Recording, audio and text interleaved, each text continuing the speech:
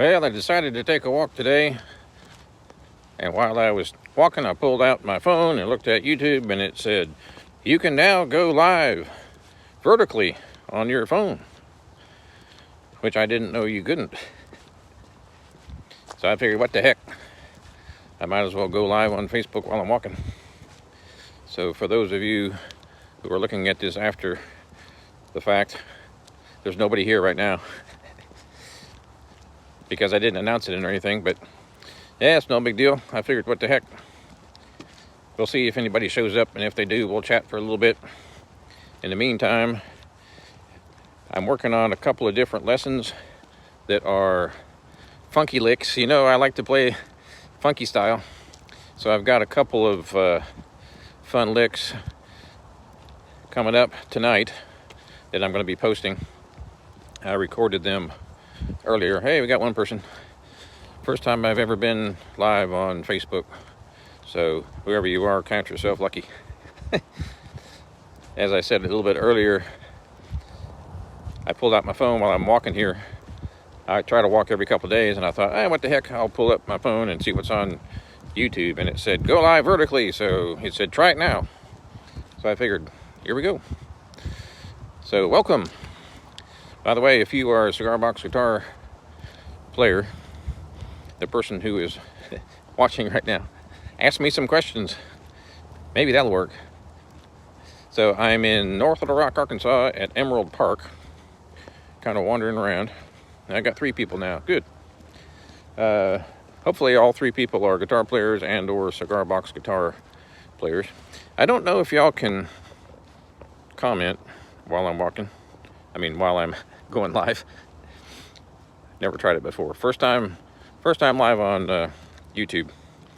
Although I've had a YouTube channel since 2006, but I've never gone live. I started out really just using it to give little demos of my cigar box guitars when I first started making them in 2004, and I think YouTube came along about 5 or 6 or something like that. Anyway,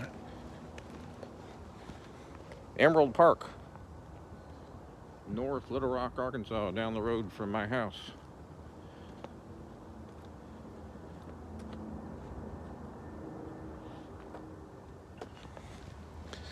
So,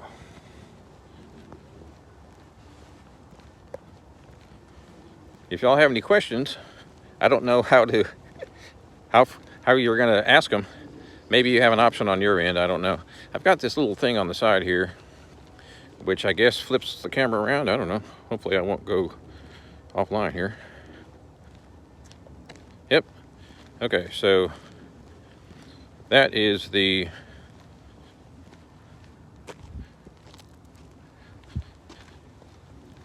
camera, I guess, without me, right? Yep. I don't know. Still trying to figure all this out. So there's another thing underneath that. I guess I'll click on everything to see what's happening. Okay, it says, welcome to live chat. Remember to guard your privacy, blah, blah, blah. All right. Thank you very much for that.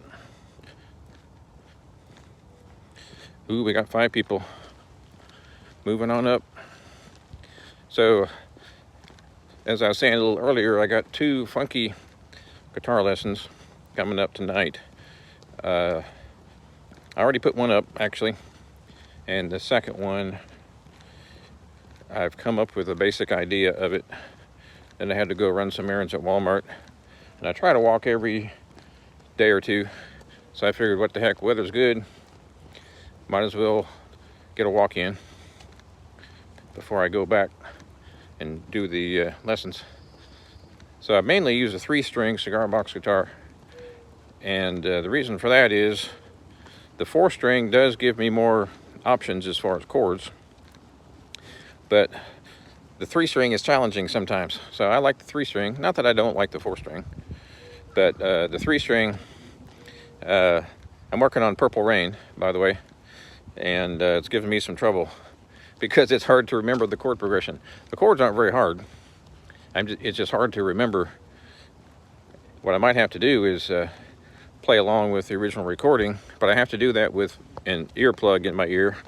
Otherwise, YouTube demonetizes it. So tricky. Anyway, the 3-string is a little bit more challenging, and I like the challenge. So mainly I use a 3-string. I think it's fun to take these songs that no one would think you could play on a 3-string and figure out how to play it on a 3-string. It's really not that hard at all. You have to just spend some time and learn the ins and outs of it, and the chords and the tricks and fingerings and all that stuff. Oh, here we got somebody. Am I a fan of Samantha Fish? Yes. She opened her show last night with a 4-string CBG. Yep.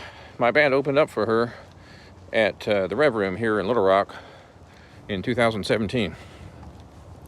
And she was really nice, and the band kicked ass. They were amazing. Both my band and her band kicked ass. One of the best shows I ever played. And she's going places for sure. I told people back then she was just starting to kind of blow up, and I told people she's going places because she can sing anything. She can sing rock, blues, and country, and she can play rock, blues, and country, of course. And sure enough, she has, I think she's either won a Grammy or she's been nominated for a Grammy. And I was also fortunate enough to open up for Kingfish a few years ago here in Little Rock, and that was at a place called Sticky Fingers, and got a photo with him. That was before he blew up, but he was already pretty hot right then. Seems like he played at the U.S. Capitol not too long after that, maybe. I could be wrong on that. Seemed like they had some kind of a blues thing there. Anyway, but yeah, Samantha Fish is amazing. I think she still has the original cardboard cigar box guitar she started out with, and she's apparently rebuilt it 5 or 6 times. Been there, done that.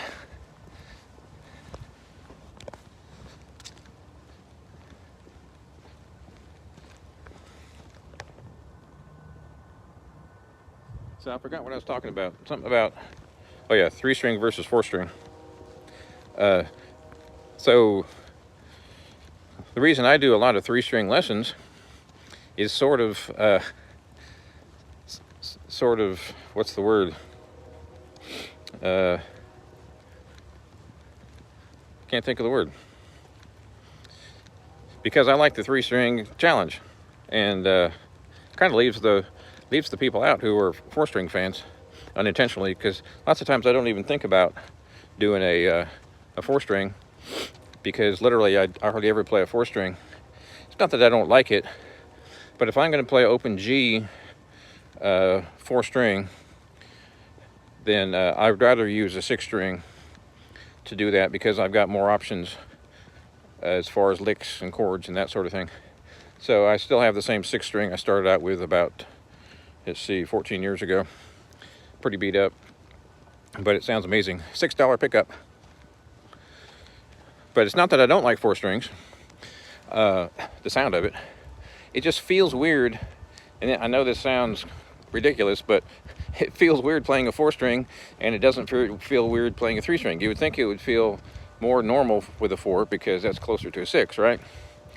But I guess all those years of playing the 3, it just got me kind of hooked on the 3. Anyway, blah blah blah. You can play pretty much anything on a 4 that you can play on a 3. Lots of songs on a 3, of course, you can play on a 4, but maybe a few that are a little bit difficult because you don't have that top B string. And I made the main guitar that I use in my lessons, I made it about 2 years ago, and it has this shiny kind of powder coat finish on it, and I thought that's going to be a nice bright tone, and it spanks really well, and I like that spank sound where you can pop the strings, or you can use your thumb and you can pluck a string kind of hard, and it gives you a nice Telecaster-ish kind of sound. And I had been looking for one of those cigar box guitar that had that kind of sound for a while, and so that's another reason why I've been playing a lot of threes, is I love the tone of that guitar. It's got a fantastic tone. I can crank it up with distortion. I've played a few gigs with it where I can plug it into the same amp I'm using. It's, for the gig, I use a 6-string, and I plug it into the same amp. I don't have to use any different pedals or anything.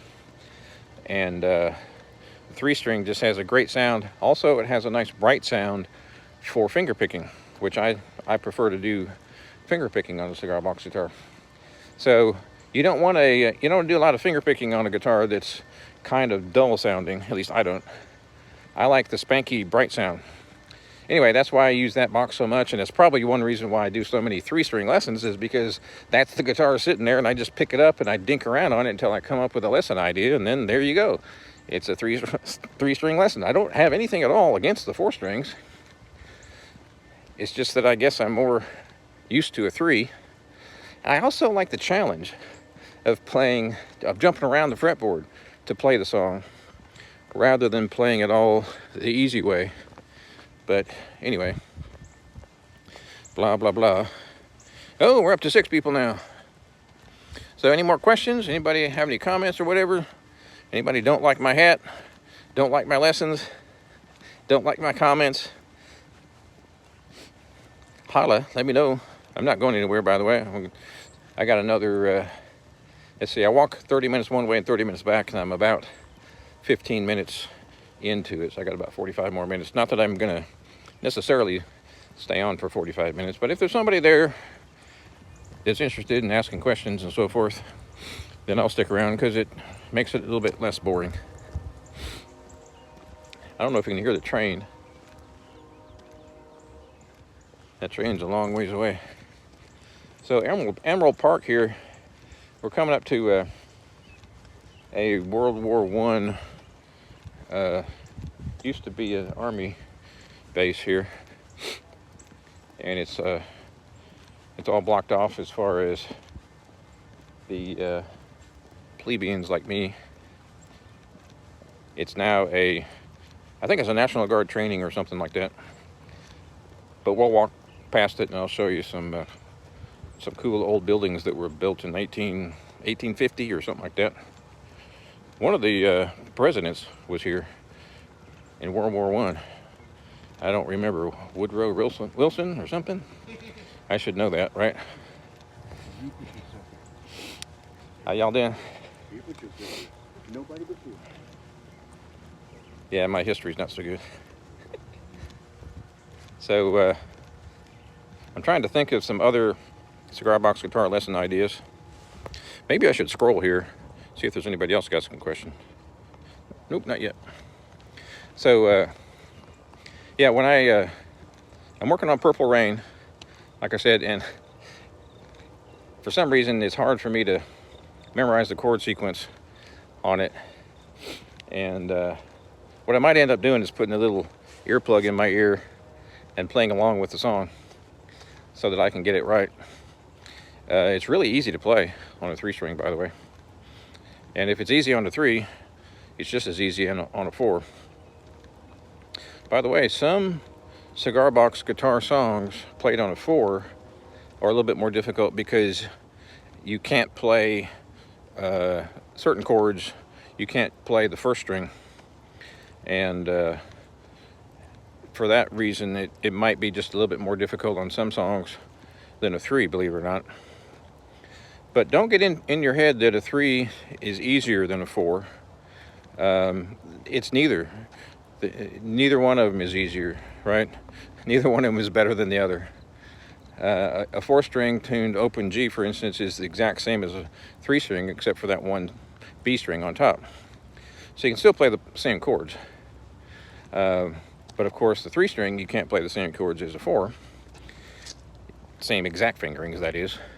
But you'd be amazed how many songs I've learned with 2-finger chords, right? Or 2-string chords, rather than 3 or 4. So a lot of people think, well, I don't know, you can't play as many songs on a 3 because you got fewer strings, but that's just not right. You'd be amazed. Like I said, if you play a 2-string chord, and there's several of them in Purple Rain, and you play along with the record, you can't tell the difference. Unless you have, you know, good pitch and you've been a musician for a while, you can hear it's a 2-string chord and it's missing the major third or minor third or whatever. But it doesn't sound wrong. It doesn't sound bad. So don't get in your head that the 4s are better and 3s are harder. It's really, they're both the same. Neither one is more difficult, neither one is easier. I would say the 4 is more versatile because you've got that extra string, so you can do some major thirds and that sort of thing, and some minors. Instead of a 2-string, you end up with a 3-string chord or a 4-string chord. By the way, just because the guitar has 4 strings doesn't mean you're necessarily going to use all 4 when you play a chord. Same thing with a 6-string and so forth. And just because a 3-string has 3 strings doesn't necessarily mean that it's going to be any easier. That's a long drop down there. That's the Arkansas River. Not a very good shot with all those pine trees, but I'll show you a better view up here in a little bit. All right, we got another Don. Still working on some of the licks for Monkey Man by the Stones. Yeah, that's a great song. Have you played the open G 4-string on that song? Because that's tailor-made for the Rolling Stones, Keith Richards style tuning. They're super easy to play because it's 99% exactly what he plays, because he plays a 5-string. He took off the 6-string completely because it got in the way. I left my 6-string on my 6-string cigar box guitar. I tuned it down to D, and I do use it periodically, but I don't use it very much. I probably use it 20% of the time, maybe. So I totally get why he took it off completely, because he plays in a band. I do a lot of solo stuff. I have a band too, but back in the day when I started CBG, it was mainly solo. And so there's not much point, really, in using that 6-string tuned down to low D. I shouldn't really say that, though. I guess I figured that there wasn't much point then. You know, you should keep an open mind and don't think too much about that stuff. Don't overthink it. So if you're thinking, well, and Jag said that he doesn't use that 6-string very much, so I'm going to take mine off or not use it either. Don't follow me. Come up with your own plan, and if you choose to take it off, that's cool, but or leave it on, either way. I'm by no means some kind of guitar guru who is preaching the only way, you know. So back when I started out, I didn't really think about a lot of the different chords that I might be playing, and I didn't even think about that 6-string being there and not using it, although I had read years ago that he took his 6-string off. But my first plan was to play a regular 6-string, not an open tuned 6-string. And the reason I ended up making it open tuned is because it was hard to build and the strings were too high, because the tension is very high with 6 strings. And anyway, I was still kind of learning, and so I decided to raise the bridge and make it a fretless. I mean, not a fretless, make it a slide guitar. So I raised the bridge so the strings are higher and I can play slide. I can still fret it too. I fret it all the time, so I don't just play slide on it. But anyway, since then I've made a bunch of 6-stringers that didn't have that problem, but I stopped making them because it's a pain in the butt and it takes too long to make them, and I can't make enough profit because they take about 4 hours to make. Whereas the semi-fancy 3-strings takes about an hour and a half, minus the glue time. So, and I wasn't getting a whole lot of orders for 6-stringers. And there's nothing worse than working on a 6-stringer for 3 hours only to realize that the strings are too high and you have to work on it for another 3 hours. So I decided not to make them anymore. A lot of other people are still making them. I just got too busy making the 3s and 4s And it ended up my 6-stringers were taking way too long and my customers were getting upset, so I didn't want to get a bad reputation for that. But I wasn't selling that many anyway. All right, check this out. This is downtown Little Rock, skyline, Arkansas River. If you're familiar with the city, that's Cantrell Road right there.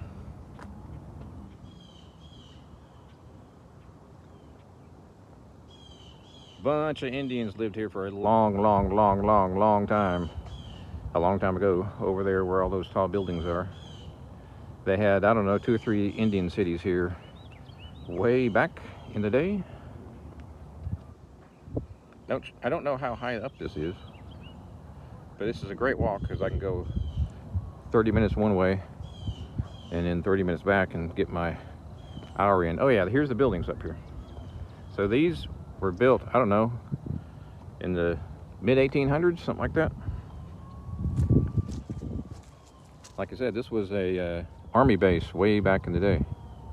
World War, it was also, they did something with World War I here, but this goes back to Lincoln days.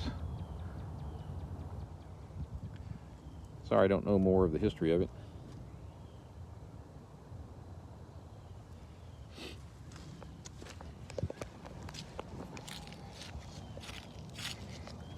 Oh, still got 4 people here. Amazing.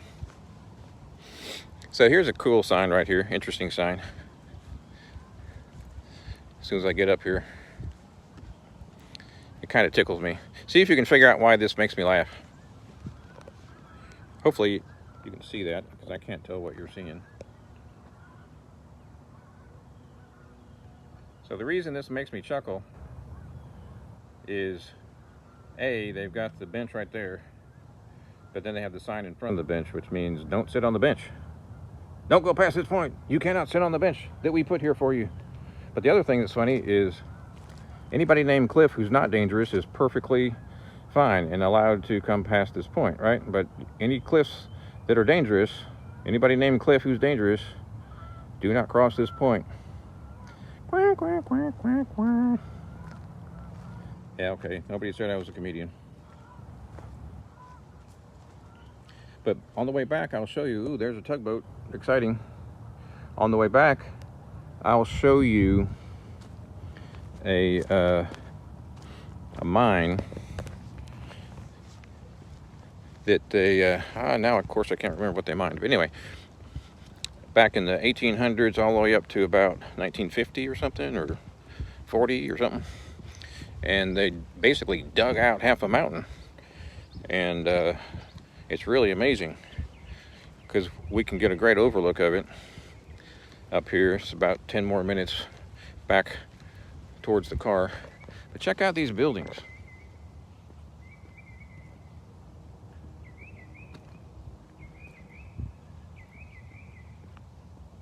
Back in the day, see, my family moved here in 1969.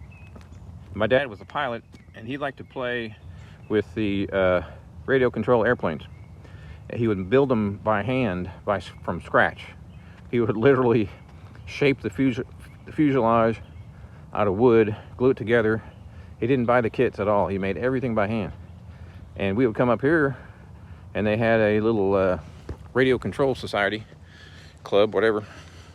And we would come up here on Saturdays sometimes and watch people play with their radio control airplanes. But now it's off limits because it's a government facility. But these buildings are just amazing.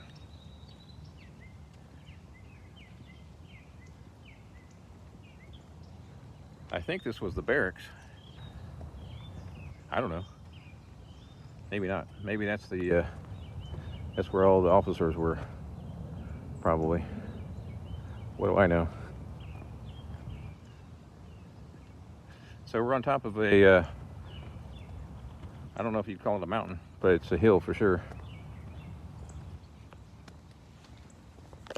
With the river on that side. And originally this was, back in the day, this was the fort, I guess you'd say. If the Indians attacked, or if whoever attacks, this was one of the original army outposts. because the Arkansas River would be how the bad guys would get here, right?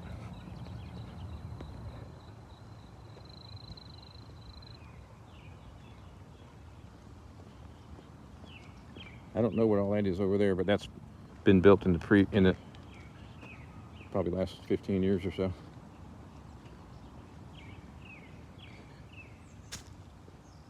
Oh, by the way, there's Pinnacle Mountain. So you see that that mountain over there with the flat top? Yes, Jag, we can see that. That's Pinnacle Mountain. You can climb that in about 3 hours. It's not too sturdy. I mean, not too steep, not too difficult.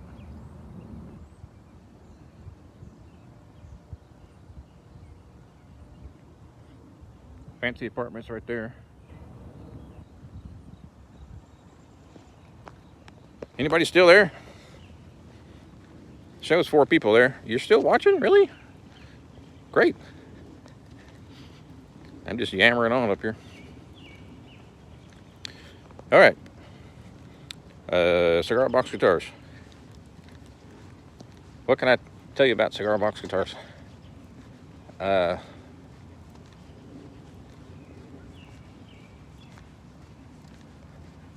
If you have a cigar box guitar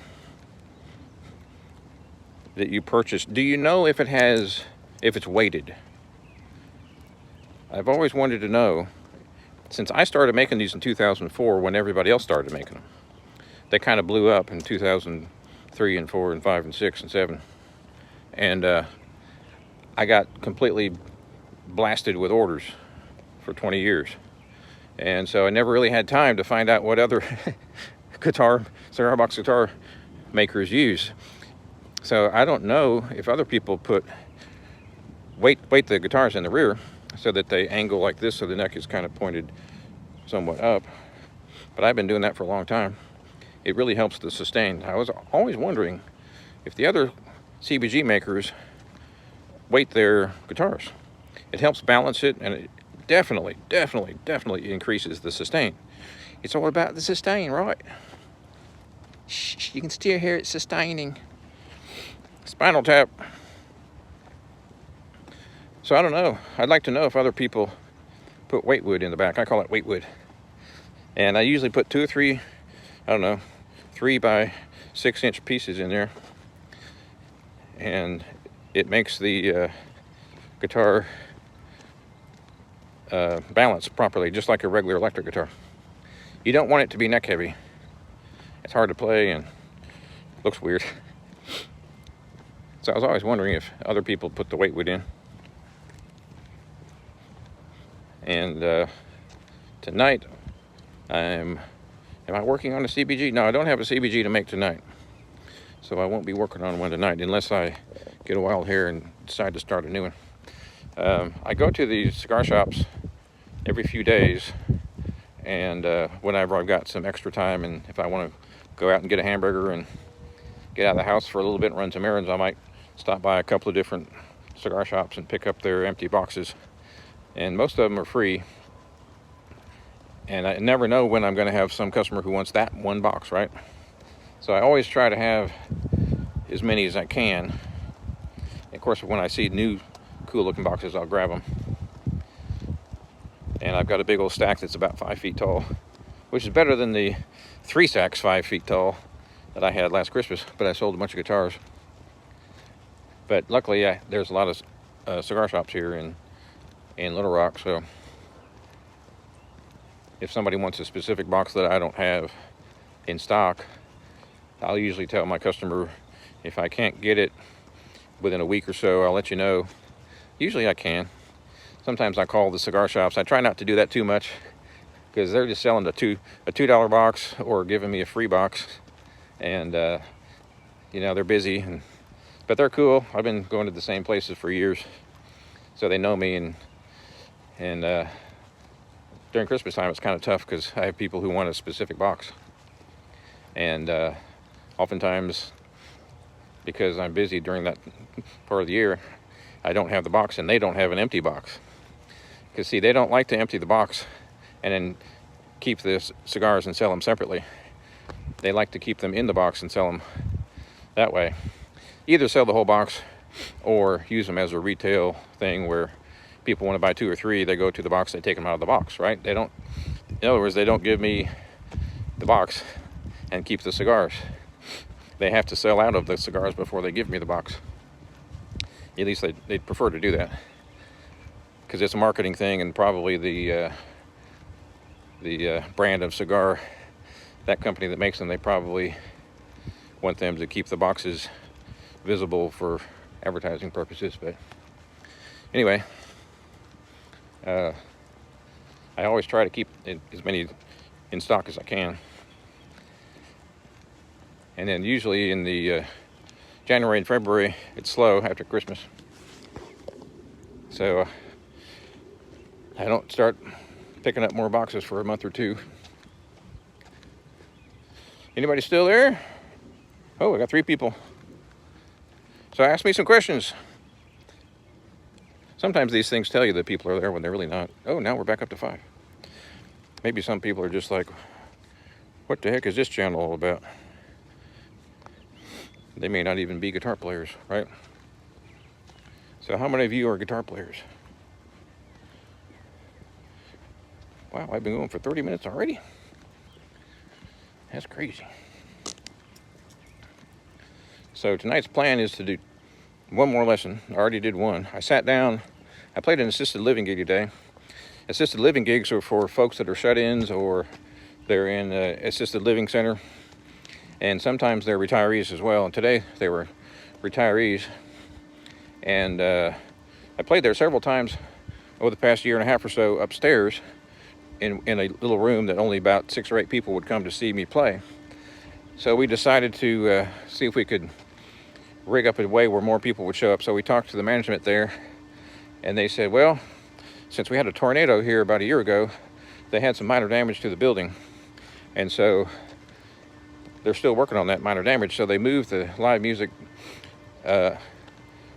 upstairs or downstairs. I think they moved it downstairs to the dining room. So anyway, these are retirees, so they're really loving the music. And we play some old blues and old rock and old country. And my friend Elaine, who is one of my guitar students, is now playing mandolin with me. So we played there today, and we played a little bit of Johnny Cash, and we played some blues and some Chuck Berry, and we mixed it up. And I don't usually play my cigar box guitar there because it's a little bit loud when I play the slide. A lot of the older folks don't like the sound of the slide because it's kind of a grating sound, and with their hearing aids, it hurts their ears. You'd be amazed. There's one retirement place that I played about a year and a half ago, and the folks who worked there were super nice, and they said, if you play old rock and blues and country, they're going to love you. They really hated us. And I started out playing solo acoustic there. This is before Elaine joined me. And I played like 2 or 3 chords, and immediately 3 or 4 people said, oh, you need to turn it down. This was acoustic, not even plugged in. And so I was like, well, this will be great. So anyway, they let me play there for several more months. And most of them were pretty nice, but there were a lot of them that would just frown at me when I would walk past as I'm strumming my guitar. They would just frown at me. They're talking to their friends and stuff, and these are retirees, right? So the retirees generally aren't as happy as the folks that are at the assisted living centers that have physical ailments, right? And not always. I don't want to paint too broad of a brush, but it was kind of funny. One time I played a retirement center, very fancy place, and they had this little room, a real fancy room with a real fancy piano, and that's where I was going to play. So I plugged in, really low volume, and I started singing. I played a couple songs, and there's this fella all the way back in the back who had this look of indigestion on his face the whole time. I was like, he hates me, he hates the music. Oh well, just do the best you can. So after 3 songs, he says, can you play maybe songs with more than 3 chords? And I almost burst out laughing because I thought it was hilarious. And I, without thinking, in a split second, I said, yeah, sure. The first 3 songs had 4 chords. And I went right into the next song. He did not like that. And I never played there again. They never called me back, which is fine. Pretty funny. But by and large, most people are really appreciative. And a lot of them cry. A lot of the people at the assisted living centers, you can see tears in their eyes. And they come up after I play and they tell me about how they used to play with their dad in the backyard and play banjo in, 1944. And really cool, really cool. And they'd come up and tell us stories. They'd wheel their own wheelchair up to me and tell me stories, and I'd be there for 45 minutes after the show was over. Yeah, I used to play guitar back in, 1915. My daddy taught me how to play, and he played banjo. So it's really cool to play these assisted living gigs. I really enjoy it, for the most part, except for the folks who want more chords. And, blues is mainly 3 chords, but that kind of brings up a whole nother subject. It's amazing what you can do with 3 strings and make it sound like you know 99 chords, even though it's 3 strings and you're playing a 3-chord song. If you learn the ins and outs of the notes and so forth and the tricks, then you can make a 3-chord, a 2-hour set of 3-chord songs sound like, classical music or something. That's the fun part. So don't get in your mind that, everything is in the same key and they're not going to like it. Because I played most everything in G when I started singing. I had been playing guitar for years and years before that, regular guitar. And when I started playing cigar box guitar, I figured I better learn how to sing, because I never sang. I mean, I tried. A couple of bad notes popped out and I never tried to sing again. So I thought, I'm really going to have to learn how to sing. So I played slide guitar and I sang along with the slide. So woke up this morning, if I'm playing guitar, playing slide, my slide would be, I'd be singing the same notes that my guitar was playing. And that's what trained my ear, trained my vocal cords on how to sing. And now look at me now. So, yeah, you'd be amazed how people, at first I was thinking, well, I can't do an hour of just cigar box guitar. The songs are going to all sound the same because they're all in G, right? I didn't really do much capoing because I hadn't gotten that far yet. And couldn't sing very well, so everything had to be in G so that I could sing along with the guitar, sing along with the song. So all my songs sounded the same because they're all shuffles in G. And I thought, well, what the heck? I'm just, got to start somewhere. And so eventually, over time, your ear gets better. So if y'all sing, here's what you should do. If you sing, or even if you don't, and you want to learn how, come up with a melody on your cigar box guitar or riff and try to sing that melody. If you've never sung before, it might take a month or 2 or 3 or 4 or 5 or 6 before you can do it really well. It takes a long time. If you're past, say, 20, it's going to take a long time. I started singing seriously about, playing more fancy songs, singing more fancy songs about, 8 or 10 years ago. And I thought, up until that point, I was an okay singer. Not that I'm amazing now, but I thought, well, that's the best it's going to be, so that's okay. No problem. Well, then, during COVID, and maybe starting a year or 2 before COVID, I started working on my vocals, and suddenly I'm singing from my diaphragm. Maybe I'll do a video on that at some point. Because singing from your diaphragm allows you to hit a lot of notes that you can't hit, and it gives you more power, more volume, and more control over the pitch. And I knew immediately that I was doing it. I was playing Midnight Train to Memphis, practicing it for my band with my electric guitar cranked up at home, Chris Stapleton song. And the vocal, it starts out, well, judge looked down, gave me 40 days. And up until that point, I was singing like this. Well, the judge looked down, gave me 40 days. It was kind of wimpy, All of a sudden, I'm blasting out this song, and the volume is just like, damn, where'd that come from? It's because I was singing from my diaphragm. So look it up on the interwebs on YouTube. If you want to sing, you gotta sing from your diaphragm. You cannot sing from your voice. I'm sorry, your vocal cords. You can a little bit. That's what I did for years, but I couldn't sing a bunch of songs. And a whole bunch of songs that I could sort of kind of sing, I couldn't hit a whole bunch of those notes. I can only hit a small percentage of the notes properly. It's because I'm singing from my throat, not my diaphragm. And I kept hearing that for years, but I had nobody who could train me, and nobody knew what the hell I was talking about when I asked them, how do you sing from your diaphragm? And everybody just said, I don't know, you just do it. I was like, well, thanks a lot. But then I found out, finally, I think I was 59 when I figured that out. It's crazy. But now, I can also sing songs that are not in my octave. I can sing them lower. And there's some songs that are not in my octave that I can sing higher. In other words, it may not be the original same pitch, but I can still sing the song in a different key because I'm singing from my diaphragm. So if you're going to sing, you got to sing from your diaphragm. All right. Enough jammering on that.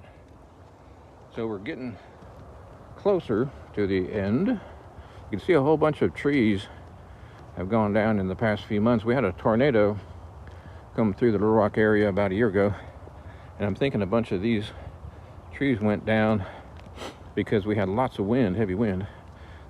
Obviously, I don't think the tornado went specifically through this area here, but I noticed a bunch more trees down after that. And around the Arkansas River, if you've ever been here, there's a river trail, and I walk that trail a lot.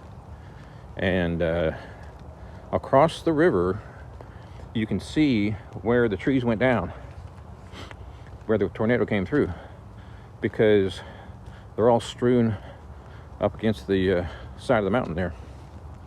So, and a lot of people, a lot of houses. I think only one person got killed, maybe zero. I never did find out. Somebody said one, and somebody said, one news station said nobody got killed, but lots of houses were completely destroyed. It's amazing that hundreds of people weren't killed. So and this is Tornado Alley. It comes up through Austin, and it kind of goes northeast, and we are smack dab in the middle of it. Had some heavy storms last week too. There's some rabbits out here and a bunch of deer, and I've heard some coyotes or something out here a few times. But there's lots of people walking through here. It's not like I'm out in the boonies or anything. I'm literally 2 minutes from my house in downtown North Little Rock. All right, anybody there? Ask me some questions. Do I smoke cigars? Nope. I don't smoke cigars. Never did. Never smoked anything. Well, I had a couple of puffs of marijuana back in 1975. That's about it.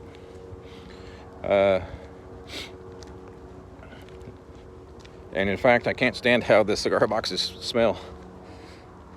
It gets in my throat. Makes it kind of scratchy. There's an overlook right there. Actually, coming up here, if anybody's still here in about 5 minutes, I will show you the mine. Man, I can't remember what they mined here. Never mind what they mined it. What? Seems like this mine started in the 1800s or something, and literally it's like the entire mountain was just chiseled down to nothing. And we are kind of on the other side of that mountain right now. We, being me. Oh, I gotta flip it back the other way. Sorry, I've been pointing the camera as if you can see all these trees and stuff. There we go.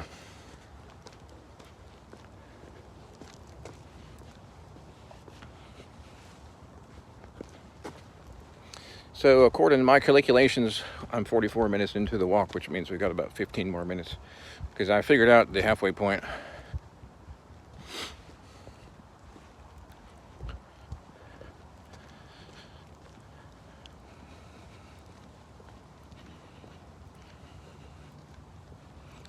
So I've got a gig Saturday at the Oyster Bar here in Little Rock, which amazingly enough was the very first bar gig, very first place I played a bar gig in 1981. So I started out playing gigs in 1980, and my buddy had a couple buddies and that we played with, and one night somebody canceled. One of my friends who I went to high school with, he was not in the band, but he was a friend of mine. He gave me the heads up. He said, dude, you need to get down to the Oyster Bar. They need a band. And we had only played like 3 or 4 gigs. And so I called up Walter and Brian, and I forgot who the drummer was, probably Jim Powell. And I said, hey, can you all play in like 45 minutes? And they said, yeah, sure. I don't even know what songs we played. We didn't really have I guess we did have a band at that point, but I think this was an ad hoc band. I think we had like 2 members of the band, and we had rehearsed, and we were a pretty tight band, but I think half of the band didn't know any of those songs or something, so we just kind of jammed on some Police, and I don't even remember who sang, because we had a singer in my band, but I don't remember him singing with us at that gig. But crap, that was so long ago. I don't remember.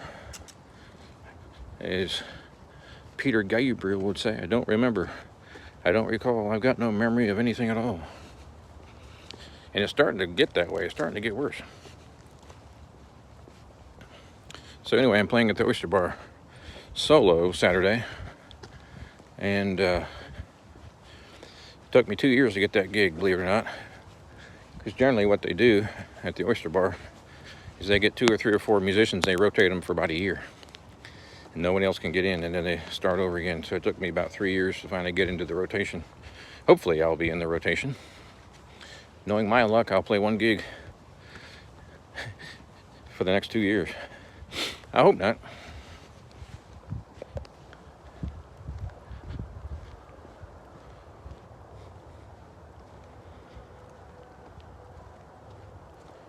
So here we go. This is the overlook.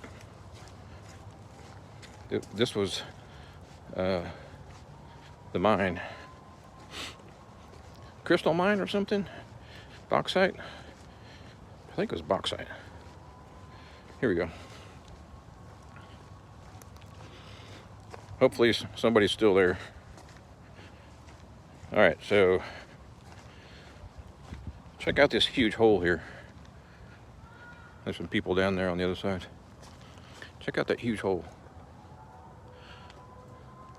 They literally just took out the mountain. This entire hole here that you're seeing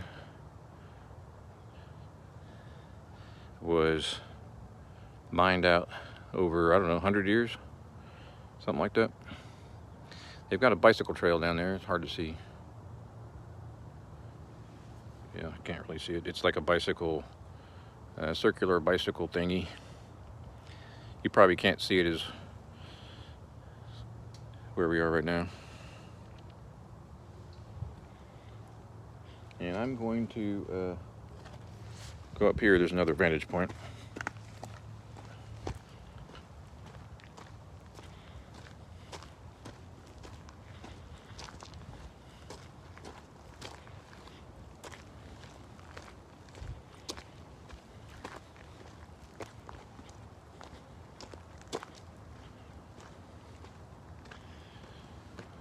There we go. So that's the bicycle track, I guess you call it. It's got bumps and stuff on it. So this bike here is kind of bouncing up in the air. You probably can't see that from here. But if you walk over on that side over there, the trail goes over there, and I'm not too good with heights. There's some people over there. See if can I zoom in? Yeah. Here's some people right there.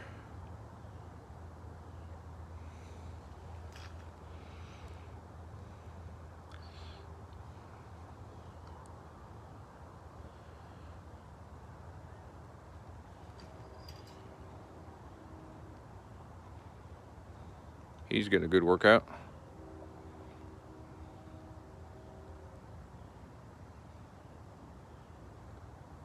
I'd get dizzy doing that.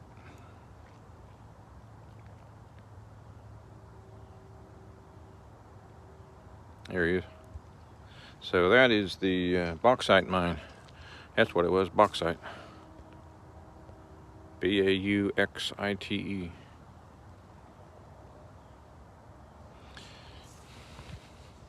All right. Well, we're down to one person. I appreciate y'all hanging out. I just hit the button to go live just for the heck of it because it said, you can now go live vertically on your phone. Right in the middle of my walk. So I thought, what the heck? Oh, now we got 2 people. I did Facebook Live all through COVID, the first year, every Friday and every Saturday for a solid year. I played 4 hours every night. One night I played 6 hours nonstop because I was having so much fun. People were requesting songs, and a couple of them requested songs I'd never played, straight up blues. So I learned them real quick and then played them live. Not all that difficult, but that was fun. And I put a big old sign up behind me for people to send tips just for the heck of it. I think I got a total of about 40 or 50 bucks the entire year that I did that every weekend. But I got a lot of songs learned because I worked on cigar box guitars. I sold a ton of cigar box guitars that year because people were stuck at home and a lot of people were buying guitars. And I mean, I sold a ton of them. I was making guitars nonstop for a solid year. And that's all I did. I'd wake up, I'd glue some necks and spray them, and then I'd learn some songs, and then I'd put some strings on them, and then I'd play Facebook Live on Friday nights and Saturday nights. I didn't have time to do Facebook Live any other time because I was literally selling a guitar or two almost every day. It was crazy. But it worked out great because it kept me occupied. And I learned how to, I was working on them so much that I learned how to do some other cigar box guitar type experimentation, which I never had time for before. But since I was stuck at home all the time, I got on the internet and looked up YouTube and learned how to, the difference between the pickups and all the tricks and stuff I never had time to investigate. So I got a lot done. But I did the Facebook Live every night for 4 hours and took requests live, which was fun. And then I learned songs during the week after I made my guitars. That's all I did. That's all I did for a year. Make guitars all day, learn new songs at night, played Facebook Live on the weekend evenings, 7 days a week. Did it for a solid year. And it was great because I was getting a lot done, making good money, and staying productive and staying at home so I wouldn't get COVID. But I learned how to do a lot of cool songs that I never had time to learn before. And now, guess how many songs are on my to-do list? 667. I have 667 songs that I want to learn. So maybe before I die, I'll get about 100 of those done. Every time I come across a song, if I'm driving or whatever, I'll just email myself the song and add it to my huge list. So we're coming up here to the end. That's the scene behind me. So here's the end of the trail, which is also the beginning of the trail. Back where we started. So thanks for hanging out with me. Got another minute or two before I get to my car. So if y'all have any questions about cigar box guitar and playing and songs and strings and tensions and chords and tunings and all that stuff, just email me or message me directly on YouTube. I love getting those questions. Tell me what songs you want to learn and what styles. I know I've promised a bunch of songs that people have requested and I haven't gotten to them because lots of times I'll get sidetracked by another new song. So thanks for watching. Like I say, please subscribe. And we'll see you next time.